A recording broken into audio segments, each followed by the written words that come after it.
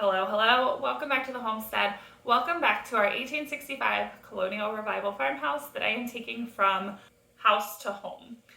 Today, the project we're going to be talking about is this faux overgrouted German shmeared brick wall behind me that I did completely with joint compound and acrylic paint and then sealed it all with a polyacrylic. It was labor intensive, but it was so cheap. So let's get to it.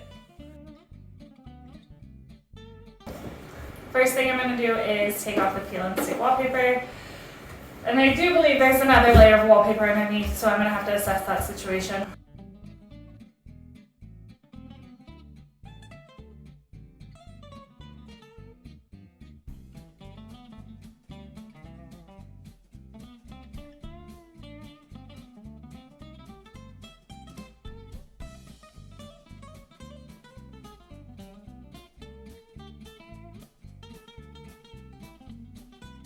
At least the peel and stick is easy to remove.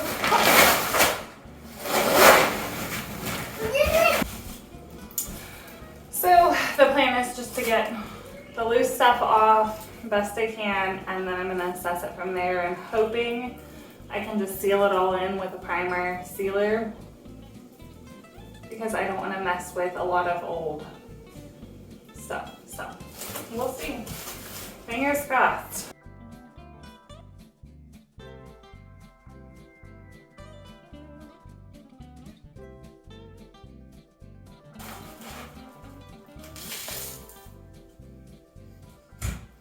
So this is looking like there's a lot of flaky paint, and I've got kids in the house and I don't really want to mess with this right now, and I don't want it flaking where they can reach it. So I think what I'm going to do is I'm going to leave it here. I'm going to get some lead paint sealant. I'm going to get this flimsy layer off and then quickly seal in anything just in case it could be lead paint. I'm not taking chances with my family's health. I don't want this to become a bigger issue later, so that's my plan. Yeah, it's a bummer. I was hoping to get this done today, but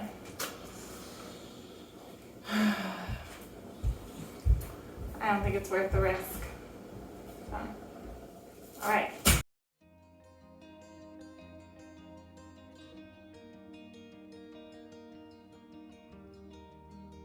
So here I am just peeling basically anything loose so that I can prepare to apply a peel preventing primer that's supposed to help seal everything in. This is not the correct way to do it. This is the super shortcut way, but when you're putting as much texture on the wall here as I did, it does not have to be perfect. That's the primer I used. Zinsser triple thick high build binding primer. It's supposed to help stop peeling paint, is why I picked this. It says it's thicker, but I did not have that experience. And it could have been user error, but I was not a super huge fan of this primer, as you'll find out later. So yep, all I'm doing is trying to get anything, the wallpaper, the paint, anything that's peeling, I'm trying to get that to stick down. So my only goal is to seal all this in here so I can texture on top of it. Otherwise, I would have done a much better job with the wallpaper. The paint, I don't really want to mess with because there's potential for lead. I don't think it is, but you never know. It's an older house. Because it looks like they really went down to the plaster when they put wallpaper on. Like, it's not like it's layers of wallpaper and paint or anything. I don't know. Maybe I should be wearing this, but I think I'm definitely going to want to do 2 coats of this.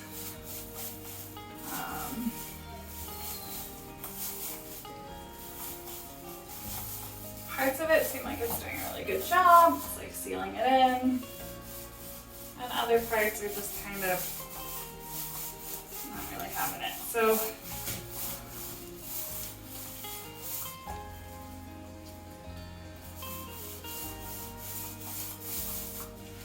one thing I'm noticing right away is you want to go up and down and side to side to really just like get all angles of any peeling anything. And you want to make a few passes and make sure that you've got a nice thick layer on your roller. And that's going to help it stick down, because this stuff is sticking down nicely now. And actually it kind of looks like a nice just like textured wall, but that's not what I'm going for. So I think it's going to work. It's not going to be beautiful or pretty. It's going to have some issues. Basically I'm just like Mod Podging down the wallpaper. And this is not the accurate, correct way to fix walls. But this is our forever house. And I'm putting a massive amount of texture on top of this anyway. At this point, if we're gonna wanna redo the walls down the road, I'm imagining we're gonna have to like get into the wall.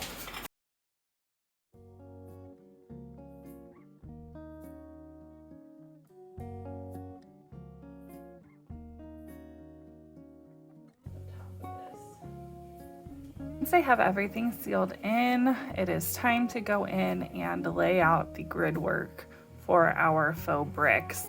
The very first row I did use a laser level. I just wanted to make sure that for the most part the bricks were straight, but I will say after this I lost any semblance of perfectionism, and that was always the intention, because I want this to look like a aging brick wall that was made with like handmade bricks, you know, 100 years ago. I wanted it to feel authentic, and for me that authenticity is in the imperfections. So for the first, this took forever. For the first row, I did use the laser level to make everything start off on the right foot. This is actually sped up. It took quite a long time to do that. After the initial row was laid out, I did make a template of a roundabout brick size that I wanted to use, and you'll see me use that to try to get some semi-regularity. Although I'm all about the imperfections, so I did not use this the entire time. And another thing is the masking tape I'm using. So I took this, and the tape keeps breaking because apparently this is as far down as I had gotten at least that part cut. So I'm just retracing carefully. So just retracing carefully with an X-Acto knife down the middle to get that tape split in half so that it's not so thick. I used the little brick template that I made to make the first couple of rows, both horizontally, but also to make the pattern out for the first couple of rows. After that, you'll see a close-up here of me taping the bricks off. It's so much easier to just eyeball it after a certain point. And like I said, I wanted that imperfect look. If you're more of a perfectionist and you want them to be even, by all means use your template. And then comes the fun part, where we're just dipping into our joint compound and we are icing those bricks on like a cake. And as I worked in small sections. I tried to kind of work with each individual brick so I could try to make each texture a little bit different from the one next to it, so that it didn't look like I just took my joint compound and made a bunch of bricks at once. I wanted individuality to the bricks. I wanted different textures. I wanted them to look handmade. So that's what I'm doing, and you'll see me doing a couple of different things to achieve those different textures. The best thing to do is to play around until you're getting a look that you like.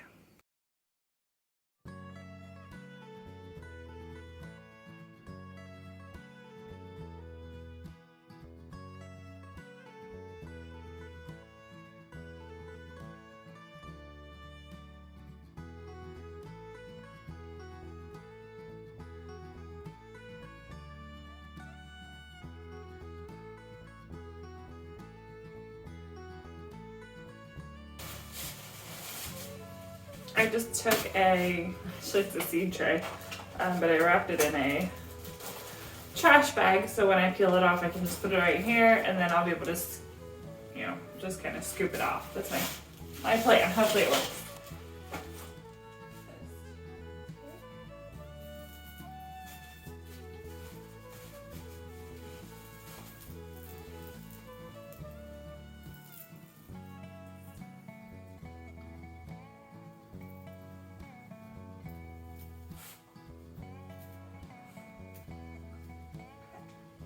I chose to peel the tape while the joint compound was still wet because that seemed like the least messy option. Also, I really tried to do a thick layer of joint compound. You don't want it so thick that it's cracking, but you want it pretty thick, and if it dried while it was that thick, you would really just get a crumbly mess, and in some cases your masking tape would not even come off the wall, it would be stuck. So that's the method I decided to use. It was a little messy, but it really wasn't so bad.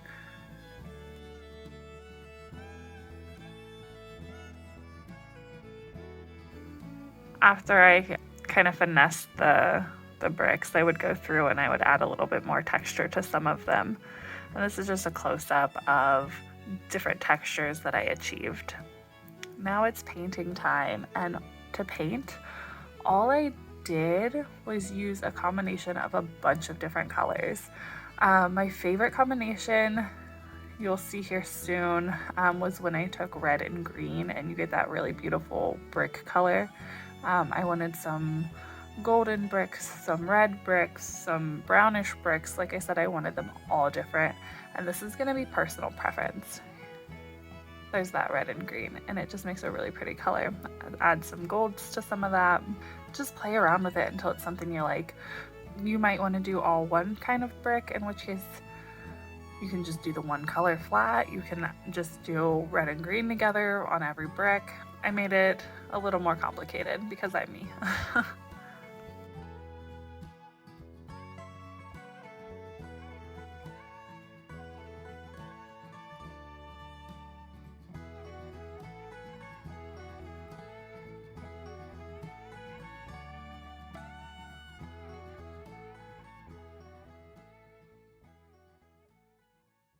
Now it's time to create that over-grout German shmear look, and I started out using gloves, but eventually ran out, so I just went right in with my bare hands. But you just make it look like a little over-grouted brick, and then I did go back in with my finger and create more definition between each brick.